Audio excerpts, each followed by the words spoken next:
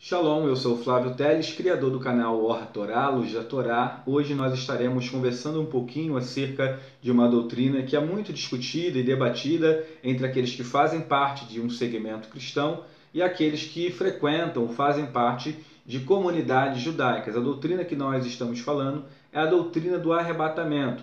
Antes de mais nada, nós gostaríamos de fazer um pano de fundo, trazer uma introdução, o porquê que tal doutrina ela gera tanta discussão entre ambos os segmentos. Geralmente aqueles que fazem parte de segmento judaico, ou seja, como apenas membro de uma comunidade, ou então exercendo alguma atividade de liderança, como há muitos que vieram de segmentos cristãos e essas pessoas se sentem enganadas, iludidas por tais segmentos, criam-se então, a exemplo do que se tem dentro do cristianismo, ou seja, aquele antissemitismo, cria-se também um anticristianismo, ou seja, uma aversão total a tudo aquilo que é utilizado dentro das congregações evangélicas cristãs. E por se entender que o arrebatamento é uma doutrina de titularidade cristã, muitos têm rejeitado essa doutrina. O que nós estaremos fazendo hoje, a proposta desse material, é apenas apresentar uma perspectiva acerca de tal doutrina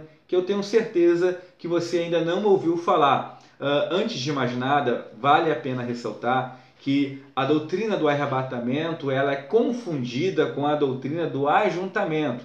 Então, aquilo que se entende por arrebatamento dentro da perspectiva cristã é apresentado como doutrina do ajuntamento, uma reunião dos santos que acontecerá com a volta do Mashiach dentro dos segmentos judaicos. O que eu vou fazer, na verdade, é mostrar que as duas doutrinas não se tratam de duas doutrinas diferentes, distintas uma da outra. Na verdade, o arrebatamento é uma coisa e o ajuntamento é outra coisa.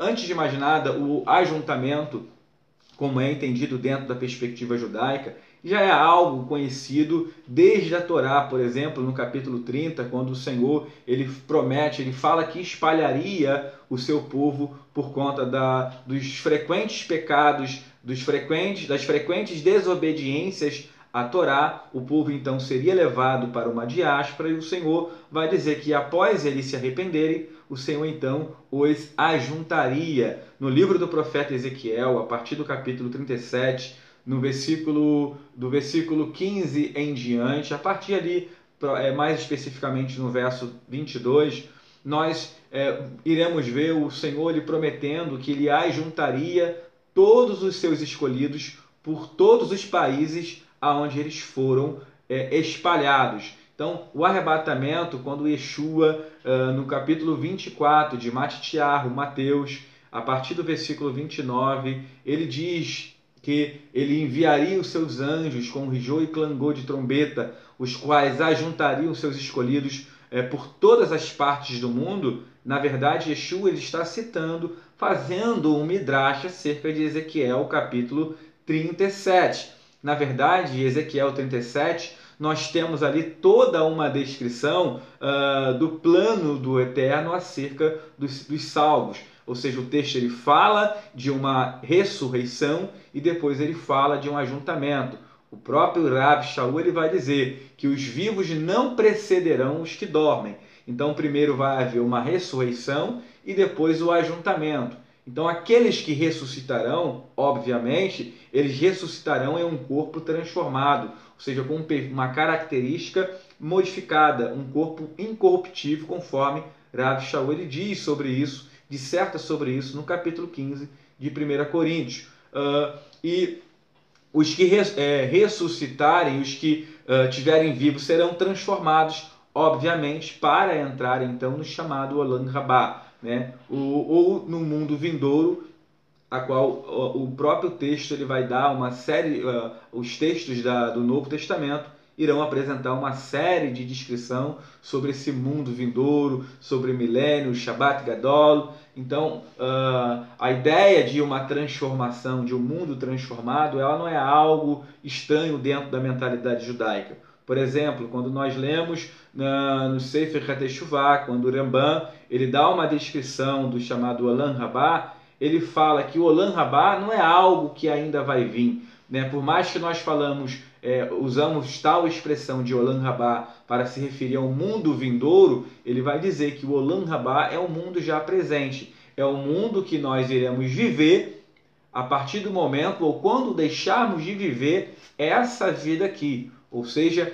dentro de uma perspectiva judaica, não existe morte. Quando os profetas, quando os sábios falam do mundo vindouro, eles falam do mundo vindouro dentro de uma perspectiva divina, ou seja, como se estivesse enxergando a vida dentro ou através das lentes do próprio Eterno, ou seja, sem uma morte. Na verdade, o que há apenas é uma travessia, quando você deixa de viver essa vida aqui terrena, ou seja, uma vida limitada em um corpo corruptível, você se transfere ou atravessa para uma vida em um outro plano, onde o corpo, as limitações físicas, elas não estão mais presentes.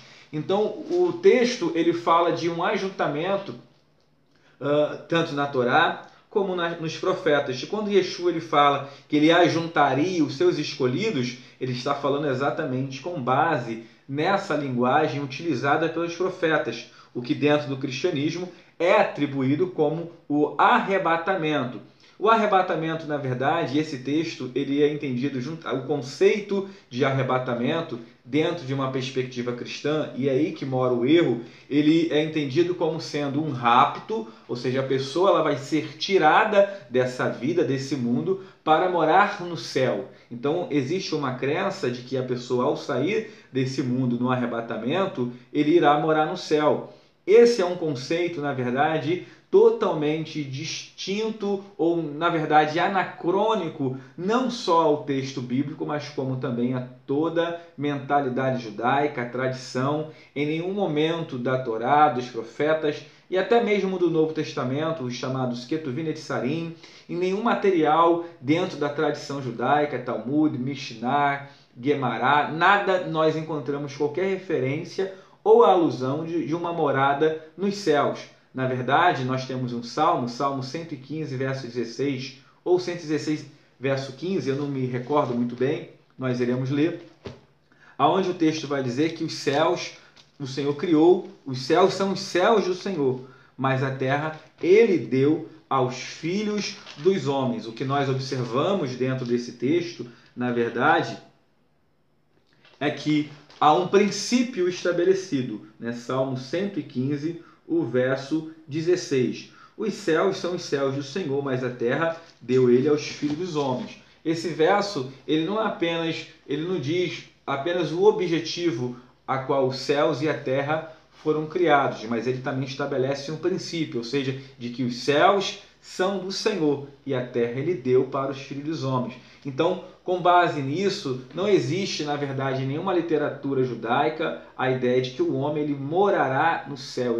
O céu é moradia dos homens. Essa concepção, antes de nós falarmos do texto, ela é uma concepção totalmente estranha à mentalidade judaica. Como foi falado anteriormente, a ideia, o conceito judaico de mundo vindouro é de um Olam Rabá. Olam Rabá é mundo vindouro. Interessante que o conceito de Olam Rabá, o mundo vindouro, é um mundo que ele já é existente, mas é um mundo que está ocultado. O próprio conceito de Olam, né, que é traduzido frequentemente dentro dos dicionários como mundo, tempo ilimitado, também a expressão Olam vem de Alamar, que significa ocultamento, ou seja, é um mundo que está existente, ele já é existente, mas está ocultado aos nossos olhos por conta de nossas falhas e nossas limitações nessa vida aqui a qual vivemos. Então, o mundo vindouro, o Olam Rabá, é um mundo físico que vai ser instaurado. Seria, na verdade, dentro de uma perspectiva judaica, a transformação dessa terra, esse mundo transformado, restaurado, a imagem novamente de um Éden, ou seja, de um paraíso. Isso não é algo estranho dentro da perspectiva judaica, assim como o próprio conceito de Shabbat Gadol, que é o ano milenar, um período de mil anos de paz e descanso, conforme vamos ver no livro de Apocalipse, e também uma descrição no Tratado de Sinedrim, capítulo 97a. Então, os profetas, os sábios da Torá, já falavam desse milênio e já tinham essa ideia de milênio. Não é à toa que Guiliana, capítulo 20, vai falar do milênio. Não é à toa que o escritor de Hebreus, no capítulo 4, verso 9, ele vai dizer que ainda resta um Shabat, um Shabaton para o povo de Elohim, ou seja, um ano, um dia de descanso, um ano sabático para nós, justamente com essa ideia de um milênio. Nada disso é diferenciado. Então, o conceito de arrebatamento, na verdade, é um ajuntamento. E dentro da mentalidade judaica. E o que seria o arrebatamento que para as comunidades judaicas, para os líderes que entendem pouco desse assunto, que não entenderiam, que como se não existisse um arrebatamento, né, ou seja, negam um arrebatamento por entender que é uma doutrina cristã. O que a Escritura fala, na verdade, de arrebatamento, não é um arrebatamento para se morar no céu, um arrebatamento para a vida, até porque já falamos que o homem não irá morar no céu, mas sim um arrebatamento para a morte. Então, a teologia cristã, com base em uma interpretação dispensacional, espiritualizando e alegorizando, e, acima de tudo, fazendo uma exegese, ou seja, inserindo dentro do texto aquela mentalidade agostiniana, ou seja, colocando no texto o seu pensamento, suas concepções, as suas doutrinas, a sua ideia daquilo que é correto fora do texto. Esse pensamento, ele é desenvolvido com base em Matitiarro, capítulo 24, a partir do versículo 36, a qual o texto vai dizer assim: porém daquele dia, versículo 37 em diante, e como foi nos dias de Noé, assim será também a vinda do Filho do Homem. Porquanto, assim como nos dias anteriores ao dilúvio, comiam, bebiam, casavam e davam-se em casamento, até o dia em que Noé entrou na arca. E não o perceberam até que veio o dilúvio e levou a todos. Então, aqueles que estavam na arca, quando veio o dilúvio, levou a todos. Yeshua está aplicando um método de interpretação aqui, alusivo, fazendo uma referência, uma citação ao texto, é um remes. E ele vai continuar, ele vai concluir agora, né? Então, estando dois no campo, será levado um e deixado outro. Então, com base nisso, a teologia cristã ela vai entender que aquele que está sendo levado está indo para o céu e aquele que está sendo deixado está sendo morto, vai ficar aqui. E ele continua, estando dois moendo no moinho, será levado uma e deixado a outra. Na verdade, o que Yeshua está fazendo, ele está traçando um paralelo entre os dias de Noa e os dias da sua vinda, e assim como nos dias de Noa, aqueles que estavam fora da arca, o dilúvio veio e levou, será também nos dias da sua vinda, estará dois trabalhando. Um vai ser levado, ou seja, um vai ser morto. Esse que está sendo levado, ele está sendo retirado da terra, está sendo ceifado. Ele não está sendo levado para o céu, né, para o Shamaim, como a teologia cristã apresenta. Ele está sendo morto, ele está sendo tirado. E interessante que a teologia cristã ela vai apresentar, ela vai dizer que o arrebatamento, no momento do arrebatamento, né, que na verdade é o ajuntamento, o arrebatamento é uma outra coisa. No momento do ajuntamento, quando o Senhor ele diz que ele ajuntará os seus escolhidos, citando o profeta Ezequiel 37, 22 em diante, vai haver uma ressurreição. E o texto, quando fala de ressurreição, né, o próprio Rav Shaul, ele vincula a ressurreição à restauração e arrependimento de Israel. No capítulo 11, o versículo 15, o texto vai dizer assim: porque se a sua rejeição é a reconciliação do mundo, qual será a sua admissão, senão a vida dentre os mortos? Então, a ressurreição, né, uma vez que a teologia cristã, dentro de uma visão dispensacional, diz que a igreja vai ser arrebatada antes da chamada grande tribulação, os mortos vão ressuscitar, os vivos vão ser transformados. Não existe 3, 4 ressurreições, como a teologia dispensacional apresenta. Existe apenas duas, uma para a vida e outra para a morte, que vai ser após o milênio. A para a vida, o texto vai dizer que todos que ressuscitarem entrarão, governarão com Mashiach durante 1000 anos. Né? E a para a vida está dentro do texto aqui. Ela está condicionada à restauração, ao livramento, ao arrependimento de Israel. Israel aceitando Mashiach, conforme diz os profetas, conforme diz toda a escritura e a tradição judaica. Então o texto vai dizer, se a rejeição de Israel, né, se a sua rejeição trouxe reconciliação do mundo, a sua admissão trará ressurreição dentre os mortos. Quando Israel se arrepender dos seus pecados, então nesse momento haverá uma ressurreição, porque o Mashiach voltará, buscará sua noiva, que encontrará com ele nas nuvens e governará com ele aqui no milênio, conforme diz o profeta e os apóstolos e toda a tradição judaica.